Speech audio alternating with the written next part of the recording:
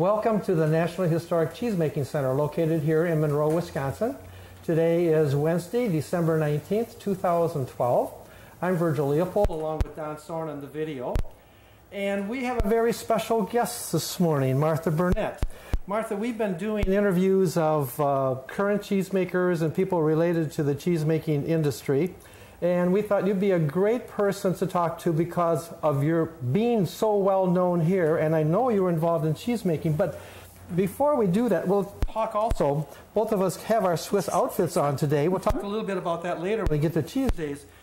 But let's go back. Where were you born? I was born in Leitzingen, Switzerland, which is in the canton of Bern. It's just a little ways from Interlaken, if I'm not mistaken. Just a little ways, just 6 miles from Interlaken. Okay, because I've been that area. Don and I both have been in that area, so we drove right by where your village was. Now, do you still have family there, Martha? I have, actually, no more. My nephew still has a house there. Okay. But my family is... They're gone. Okay. Yeah. And so when did your family and when did you come to the United States? I came to the United States in 1946. Okay. But actually, I was the only one of my family that immigrated to America. And from my hometown, there were just 3 people that went way before me, and one of them was my dad's cousin. Okay. And he ended up in Milwaukee. Is that right? So how old were you, Martha, when you came to the United States? I was, let's see, 20 and a half. Okay. What did you do there then before you came here? I went to business college. I was a secretary. And where did you go to business college? This is really interesting. I never knew that. In Interlaken. Beautiful little, I love that town. That is just absolutely gorgeous. And see, that is how I met my husband. Because I had to take the train 4 times a day. Okay. I could go home for lunch, so I hopped on the train, and then at night I came home, and Werner was. Now we have to go back to his family. Okay. Yeah. Go ahead. His family emigrated to the United States in 1927 already. Oh, okay. Because his dad was, he came. 8 of his siblings were here already. Okay. And so he came, and he was a cheesemaker. In this area, or? Yes, in this area. He was a Limburger cheesemaker. But then he made cheese at the Silver Lewis factory. Okay. We just did an interview there. That's really interesting. That's where he made cheese.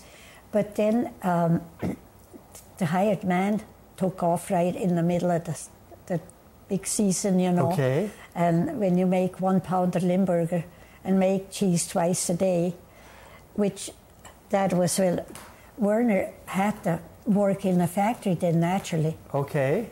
And so he was with the cheese too, but that meant that he was not going to go to finish high school, his last year in high school. Okay. Well, the principal at that time said, Werner, you have to finish high school. Sure. Can you come to school 1 day a week and 2 afternoons? Yes, he could do that. And then, by gosh, he was valedictorian of the class yet. Is that right? But then in 1939, that's when that all happened. His dad got so sick, and Dr. Schindler told him he lost the lining of his stomach. Okay. Dr. Schindler said, a whole year you can't work.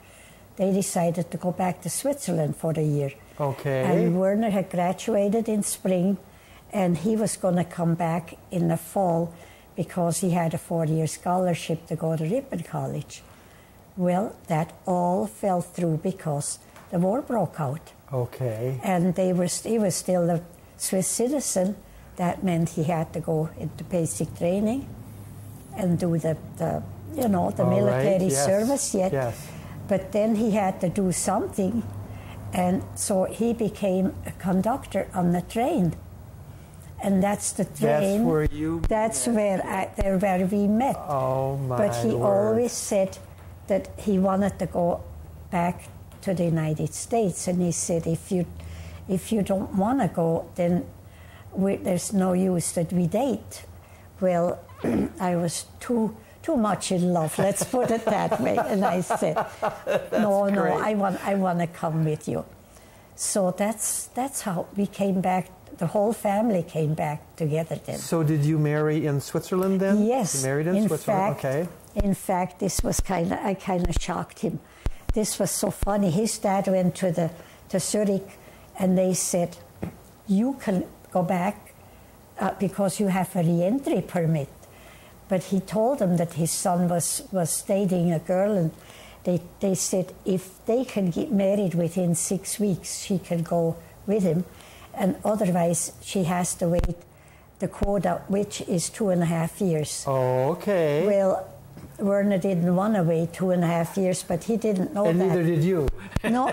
So I just, he had an hour between two trains, and so I just was so, you know, I just walked up to him and I said, Werner, we got to get married right away. He looked at me and he said, not to me, you don't. I said, I just looked, I said, no, so that I can come to America with you. He said, well, that's different. Oh, my. So we were married within 6 weeks. But then we had to wait. We had to wait almost a year yet. They always put us back. They always let American citizens take the seats on the planes or on the boats. Okay. So our visa was going to run out. So Werner said, okay, this is it. His godfather was his dad's cousin, and he was president of Switzerland at that time. Okay. So he called him and he said, you know, Gertie, he said, this is the way, that's the problem we have. He said, why don't you and Martha come to Bern tomorrow and we'll talk about it. We got there at 10 o'clock. 2 o'clock we had passage, we had everything to leave. See, when you know the right person. Right. So, but that was on Thursday. Sunday we had to leave. So we didn't, which was probably good, because I had to pack. I didn't have too much time. But then Sunday, we all went to church yet, and you know in Switzerland how the cemeteries are all around the churches. Yes. Mm-hmm. So we went to see, you know, the grave of my oldest brother who had passed away just 6 months before. And I really didn't realize, with all the packing and all at once there were the people around, you know, and all at once my mother said, yeah, she said, here we have our oldest one, and our youngest one is going to Switzerland today. Just in a voice like that. And I thought, oh my God, what am I doing? But because you're coming here to live. That's how I ended up in Greene County. Oh, okay, so why Greene County? Why Well, Monroe? because see, his dad, they still had money in the bank in Monticello. Oh, okay. And so they ended up here, and Werner said, I don't want to make Limburger anymore. But okay. I really would like to keep on with baking cheese. So then he got a job with down at the Health Valley with Walter Schilt. Okay. But we were here then in October, and until we went down there to Judah, we stayed with his cousin in Monticello, who had the mink farm, and they needed Werner's help right there, and then I helped in the house. There was a mink, for people that don't know, there was a mink farm just a little outside of Monticello. Outside of Monticello. Right. And so he helped him skim mink. Is that right? Mm-hmm. Oh, mm-hmm. My gosh. Okay. So and then we ended up in Judah. And since Walt was a bachelor, I did the housework, and Werner worked for him. So that was your first factory? That was the first factory. Is that the only factory then that you made cheese, or Werner made cheese? No, because see, he had to work 2 years at the factory before he could try to get his own. Okay. So he worked for a year. He worked at Walt Schilt, and then for a year, he worked at the was out on him for Arnold Subcare. Anyway, that was the second, and then we got our own. So you're linked to Arnold Zumker. Yes. And see, I went to school with the Zumker boys. I was very good friends with the Zumker boys. Oh, you did? Yes. Oh, yes. Rich and yes. Yeah. Yep. And yeah, so we were there. We were out there for 1 year. Okay. And then we got the Staffacre factory in Dutch Hollow. That's where we made cheese. I mean, when I was the cheesemaker helper then. Okay. No. Talk about that. What kind of cheese then did Werner make there? We made Swiss. In the kind of copper kettle that was right behind here? Yes. Okay. Yeah. And we in the winter time, we just made every other day, we made 2. And then one day, he again went to Monticello to help his cousin. Okay. A lot of people don't understand, Martha, is that during the winter times, a lot of farmers didn't milk a lot of cows. No, the cows so there wasn't a lot of milk coming in during the winter time. Yes, so. the cows were dry, right. If people understand that. Right. But in the summertime, we made 3 wheels. Okay. Yeah, every day. So go back to that. We've talked to the current cheesemakers and what they do, and we talked to Joe Wells and Joe Moss a little while ago about what it was like, and you know, today they make 40,000 pounds of cheese a day, you know, in some of our factories, which is just incredible. What was it like? What time did you have to get up? What was your job there in the factory? Well, Werner got up at 4. Okay. And I got up at 4:30. And which was an ungodly time for me. You know, when I was a secretary in Switzerland, I came home and everything was done for me. Wow. It was different. Okay. But, and we had the 2 kids. We had Hansel and Kathy then. Okay. But they slept until, about 7:30 or so. And by that time, I was upstairs again. I helped downstairs getting things ready, and then I watched the kettles and to see when it was ready to come out. Okay. And see, Werner usually washed the cheese before he started to make cheese in the morning. But then for the 3 months when we made 3 cheese, we had a hired man. Okay. He said, I could just come for 3 months, and Werner said, that's fine. Okay. So then I didn't really have to help too much in the factory. Okay. But when I helped in the factory, I loved it. I really did. And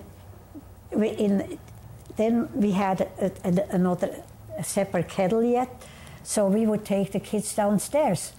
We had put a cheese lid in the kettle and a blanket, and they had their toys there.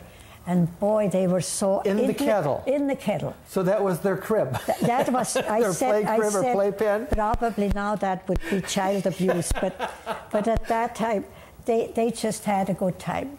They would stand there, you know, and just watch what we were doing, and for them it was fun. You know, I don't think a lot of people understand that people who work in the cheese factory like you guys did with the family, or the farmers, but they take their kids out to the barn, take their kids downstairs where you're doing the cheese. That was just it.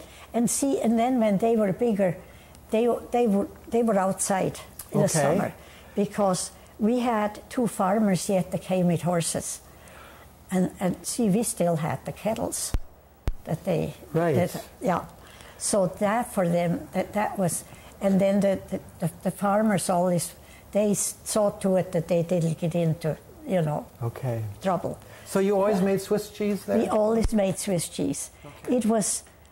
It was hard work, but it was, like, to me, like I said, I liked it. But see now, when, for example, when Werner was alone and he took the cheese out, just behind me is that bar. Correct. And he would lean over in the kettle, and he would take the cheese out like that. Okay. And then I helped him. Tie that up. And I usually put my hands on his feet yet when he did that. One day I thought, should I go this way or should I go that way? Well, I thought I knew better because there was something that wasn't just going just the right way that morning. So anyway, so that's the way he took the cheese out. So you never dunked him in? No, I never, because one of our graders said that he came into the factory once to grate the cheese, and the cheesemaker was sitting in the kettle. Oh, okay. And he helped him out, and then the cheesemaker still thought that that cheese would be okay. That yeah, but no, it pretty much ruins that whole it didn't work that way. No, but anyway, but then after we were there for 5 years, and that's when all the smaller factories started to close. Yes. Okay. That was right in the early 50s, and so we talked about it, and Werner said, if we have a chance to sell, we're going to sell out. We're going to find something else. And his mother's cousin had a cheese store in Monroe. Right.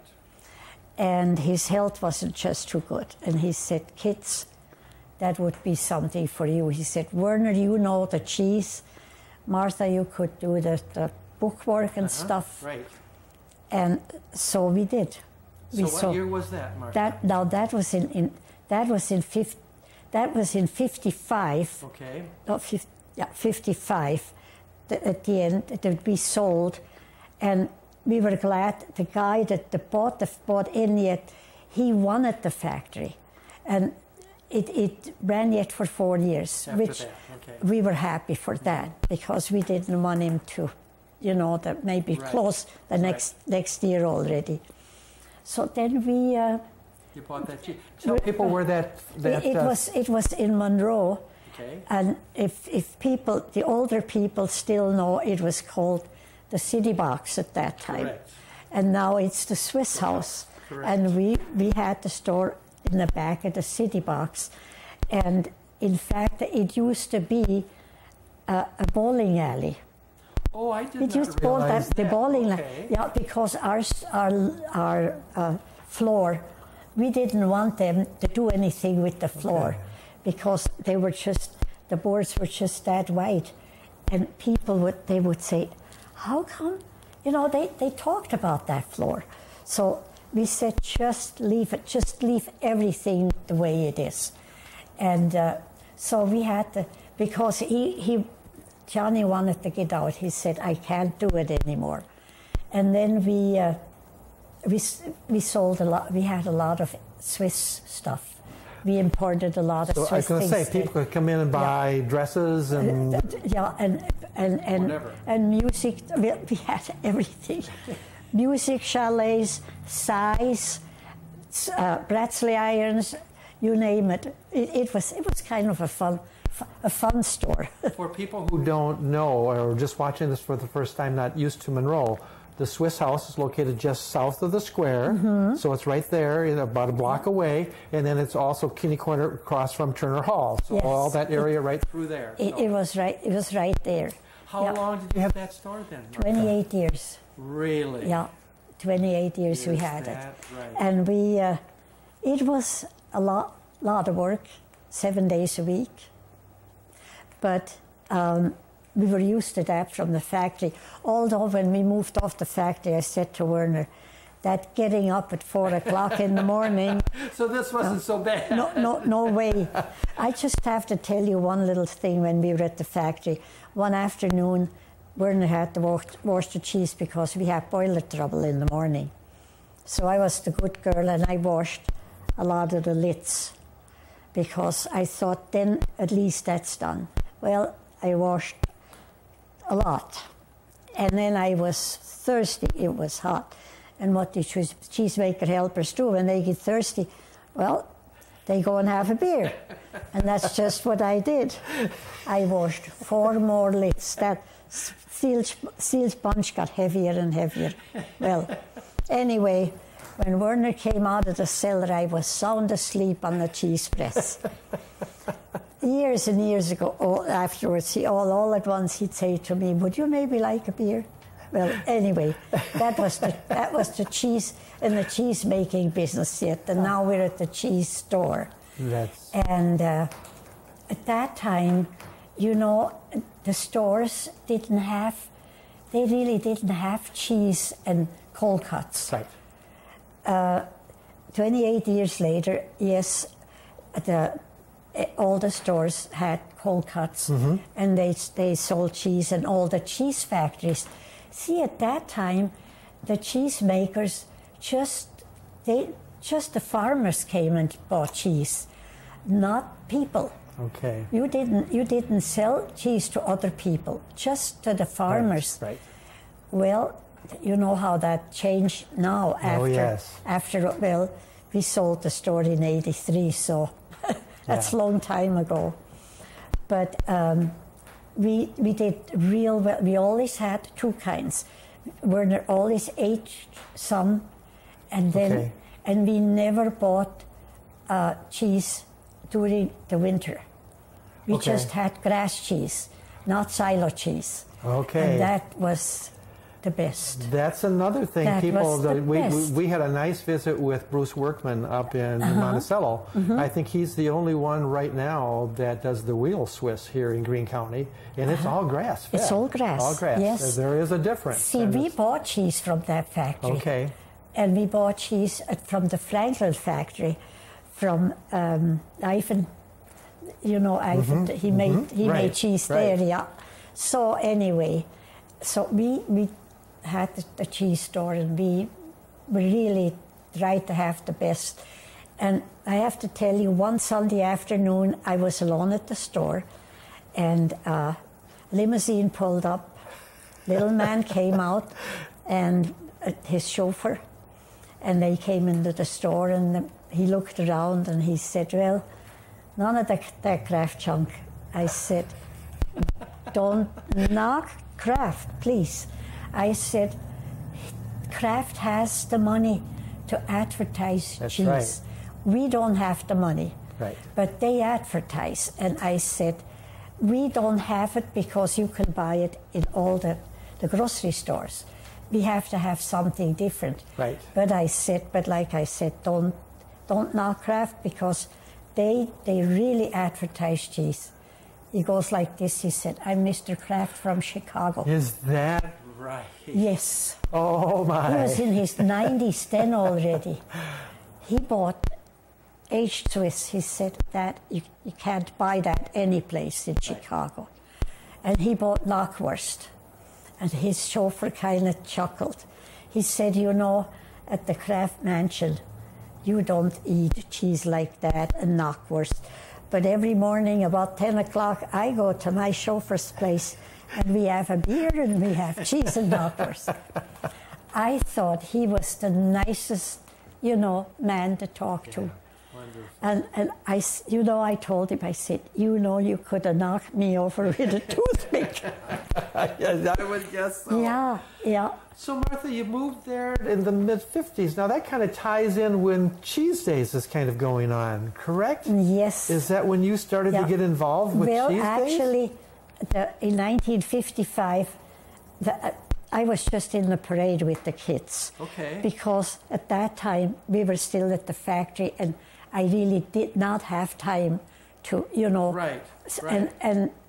And at that time, I didn't drive a car yet. Then John, who had the store, we were still up at the factory. He said, "I'm going to come and teach you how to drive a car." Okay. Yeah, and then Werner took over, and oh brother, I learned how to drive fast. Well, anyway, it was at that those years that we started with the store, right? And then we had it for 28 years, and then in 1960, when 65, see that it was 10 years ago. Correct. Yeah, it was like every 5 years for a while there. And then they called me one day and they said, "Could you help us out with? We need somebody for the entertainment." And I said, oh yeah, I would like to help whoever does it. Well, Raleigh Carlin was doing it at that time. And so we did it together for 1965. Well, then there was the talk, what are we going to do? You know, Bob Boston and Archie Myers. And they said we should have it sooner again, not every 5 or 10 years. Right. So then it was 2 years. In 67, we had it again. And then in 70, then it was 3 years again. And I was involved. From then on, I was really involved. How did you get with the entertainment? Had you been singing prior to that so that people knew about your entertaining, Martha, or how did that work? Yeah, I did already. I entertained, I sang and yodeled and played the accordion with Hans Neuenschwander. He was in Monticello and Nugleris that time. Okay. And then I started to sing with Betty Wetherly. Right. And we went all kinds of places, and we entertained for Cheese Days and Rudy Burkhalter. Correct. So actually the three of us, we entertained quite a bit. But then at that time, we were able to get the Navy band, and we had the Navy, the Army, and the, which other one? Here for Cheese Days. Yeah. Okay. And were they were so good. And they gave concerts then at the high school. Right, right. Yeah. And I knew the Nugleris yodelers, and they gladly came. And we had some accordion players that we knew. And at that time, you didn't pay anybody. Right. They came for nothing.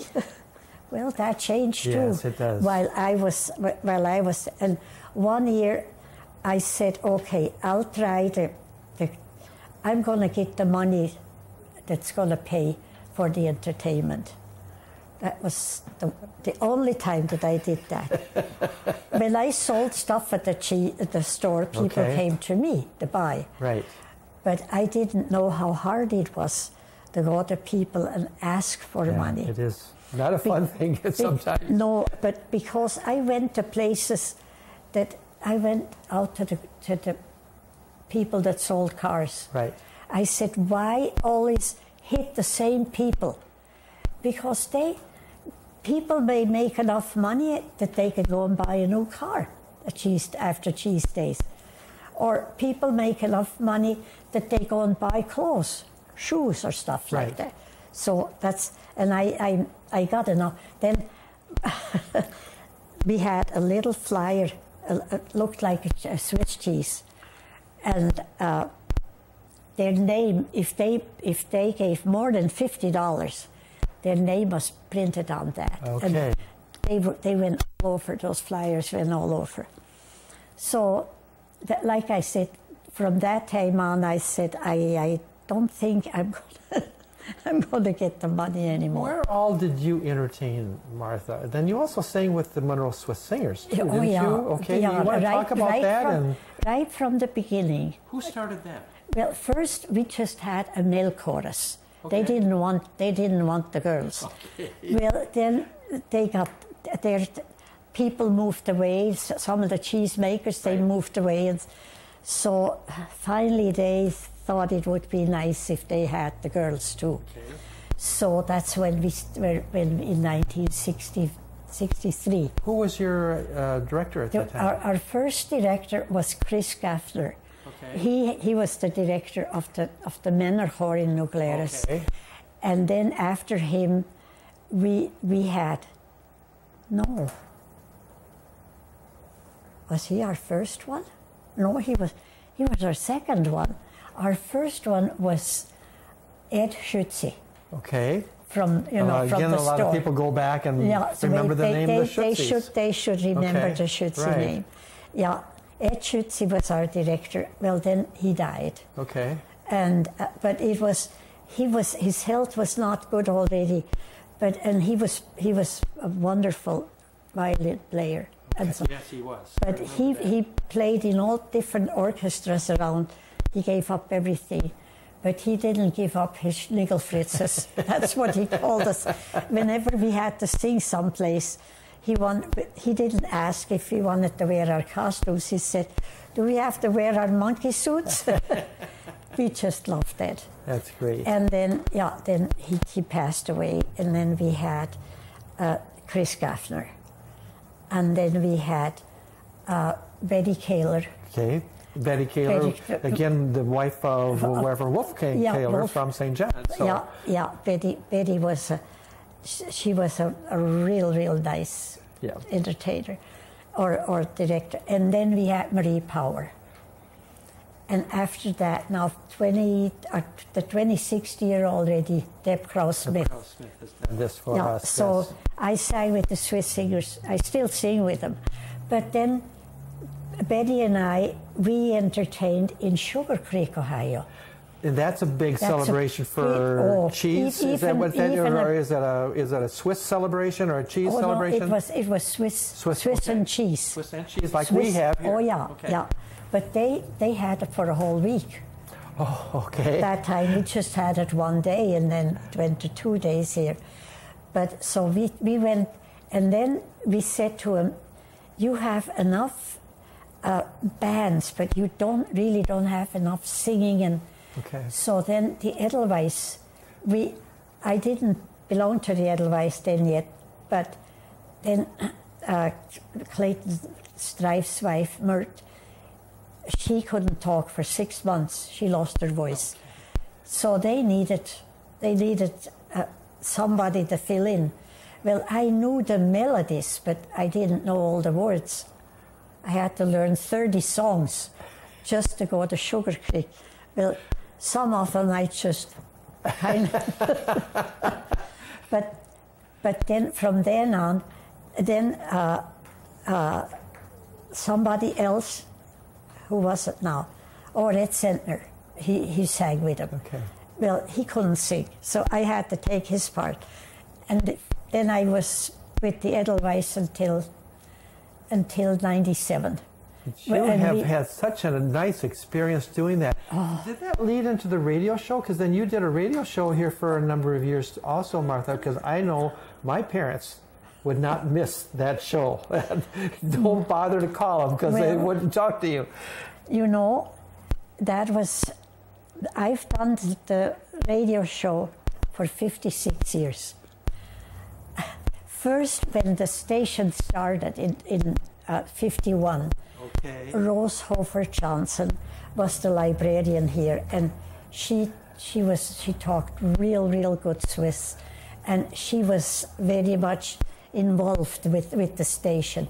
So she was the first one to do the Swiss program. Well, then she married this Penn and moved east. And then Fred Glauser. Okay, remember that name also. Yeah, Fred Glauser, who was an old cheesemaker. That's too. Right. He made cheese at the five-corner cheese factory. And so he did it. And he had a real bad car accident. And he asked me, would you do it for me? I said, oof, I don't know if I can do that or not. He said, you can do it. So I did it. And then after that, he came back for about 6 months. Then he had a heart attack. And then he just couldn't do it anymore. And so I've been doing it ever since then. And then when the station was sold, I said to Scott and to Ron, now, just because you know me and I know you, you don't have to think to keep the Swiss program. Right. This was, and Ron Spielman said, this is our calling card. And Scott said, as long as you want to do it and you can do it, we're going to have a Swiss program. And you know, since it's on the, you know, people can get it on their computers. That's right, exactly. I get emails from San Antonio, Texas, calls from Seattle, Washington. Just, it's amazing, from St. Louis. It's amazing. And the funny thing is, people that are in their 40s or even 50s now, they said, you know, when we were kids, we had to listen to that stupid Swiss program. Our parents, oh yeah, they couldn't miss it. And I said, you know what? Now we turn it on ourselves. Yeah, that's right. Let's go back to cheese days. Now, both you and I have on kind of a special outfit today. Why don't you explain what you have on? Well, actually, this is really not just a Swiss costume. Okay. It's worn in Austria, Germany, and Switzerland. But our authentic costumes are so elaborate and so, you know, really it's hard to put them on. So whenever we do something, we wear the dirndls. How is it pronounced? A dirndl. Dirndl. Yeah, in German it's a dirndl. Okay. But we call it a dirndl here. Okay. So that's why we, and then, but you are wearing an authentic Swiss costume. Okay. Yeah, this is actually from the canton of Unterwalden in Switzerland. They have that. They have the black one with the embroidery, but this is authentic. Okay. I call this a milking shirt. Yeah, it is. Correct? It is a milking shirt. And why would they call that a milking shirt, Martha? Well, it's really. When they milk, they wear one like that. Okay. But it's kind of ecru, a color, and they wear that. It's just that in that canton they wear it when they milk the cows. Okay. So it's just. So if you were to go to Switzerland, you would see this kind of thing there today, being worn on a regular basis. Well, not on a regular basis. Okay. Just when they have some doings like singing festival or whatever. Okay. This is what I wear. That's what you wear. I wear a lot of this during cheese days, but then I also have the jacket that I wear, which happens to be Alan Holsoppel's jacket, by the way. I don't know if you know that or not. Oh, no. His sister gave that to me after Alan died, so I wear his jacket for more of a dress-up kind of a thing. Yeah, see, now that's for dress-up. Right, right. But then with cheese days, it was more and more. I went all over to promote cheese days. That's why when we sang different places, we had to go and sing in Mainat for an opening of what was it? A pizza place. Okay. Sure, cheese again. and so we really advertised it there. And lo and behold, 2 families came to cheese days from that area because they wanted to see what it was like. And so it was. Well, we have people come from a long way away. I mean, we probably drew in, they say, almost 150,000 people again. And now we started on Friday with our opening ceremony, which has really turned into be a wonderful thing to do. It's well attended, goes into Saturday and Sunday, so it's and I know great. we Rudy Burkhalter and Bob Busson was with us too, and Archie, a few people on Sefi Rast. We had to go to Dubuque on the radio station, not the TV station. Okay. We had to make cheese fondue, Sefi and I. Oh, okay. Yeah. And we had to sing, and when it was behind the curtains, Rudy Burkhalter always had a jug with white wine, because he said, that's good for when you talk. And before the program was over, they had 57 calls from all over, from Davenport, from Monticello, Iowa, which is 100 miles from here. And those people from Monticello and Coggan and places like that, they still come to Cheese Days here. Yeah. You had kind of a special spot in Cheese Days 2012, didn't you? Did you do something special for 2012? Well, I didn't do it. Yeah. But you had a special position. What was it? Well, we were. What were we? You were the parade marshals. Yes. You and Lois Castor. Lois Castor. A lot of years given to Cheese Days by both of you. So it was a big honor for us, and we were so surprised. Right. But you know, I was not. My health for 2 years was not just too good. I had a real bad back surgery, and so when I went through the parade, I thought, probably this is the last time. And it was kind of a sad and yet a joyful experience. And I thought, gee, they chose us to be. Before I used to go twice in the parade with the Swiss singers. Right. We were right in the front, and then I have to say that too. Werner and I were the first king and queens of Cheese Days. We got to go back to that. Got to go back to 1980. Yeah. Oh, were you the first king and queen? We were the first. Which Yes. started that at that time. Yes, because I know yet we talked about it, and then all at once they said, "Oh, we chose somebody," and I said, "Well, why?" I said, "I'm on the board too. Why was?" And then they said, "Well, because it's Werner and Martha Bernet." I said, "How am I going to tell that my husband?" And I can't say what he said. And I told him, "We don't want this on the video." No, we don't want that on the video, because he thought he was not somebody to see. Werner was more of a quiet person. We were just, well, I was a really outgoing, and he was more, Yes, he was. Well, but anyway, and I said, "Werner, this is an honor." Well, but then naturally the boys didn't help it any. They would come in and say, "And how's your highness today?" But anyway, we were the first ones, and you were in 1990. You were in 1990. Carol and I were in 1990. Yes. Yep. Yeah, you were. That was. And both of us are still involved with it. I love to do the opening ceremony. I've been the master of ceremony for that for a couple of years. It's just been and you wonderful. know, when we have to hum in the background, and you read those names, it's hard. Yeah, for people who don't, again, watching this video for the first time, we recognize those who have passed since the last Cheese Days. This year we added something different thanks to Sherry Andrade. We not only read their names, but we read how they were related either to cheese making or to the Swiss community. And I've had a lot of comments about that. That's very touching.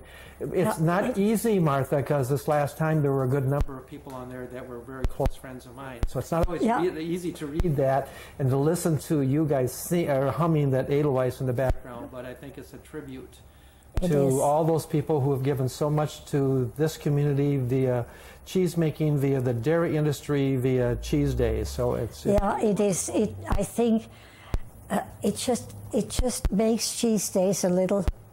How should I say that? It gives it I can't find the right words. When we started like that,